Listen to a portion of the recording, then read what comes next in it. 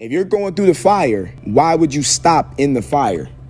It already hurts. You're already going through it. And I guarantee you, even though it's going to hurt either way, it hurts a lot less when you're moving as opposed to just sitting in the fire. You have to keep going. You cannot stop in this fire that you're in. You may need to walk a few more steps. You may need to push a couple more feet. You may need to, get up one more time and fight one more time before you get towards your blessing. You do not have time to sit there and focus on the pain itself. You have to focus on what am I going to do to get past it? What am I going to do to get through this hell that I'm going through? You have been suffering for too long. You've been going through pain for too long, right? And I understand that person did this thing to you. I understand that this thing happened to you.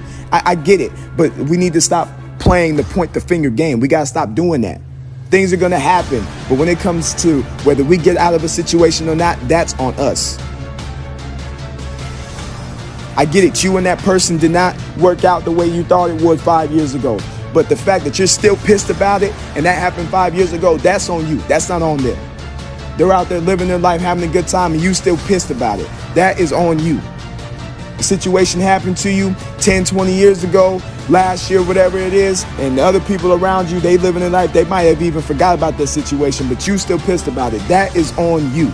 You need to redirect your energy into the solution as opposed to the problem. Don't play the point the finger game. We need to stop doing that. Some of you are too old to be pointing the fingers. You can't be an adult half the time. You gotta choose. Do you want to be an adult or do you want to be, a child?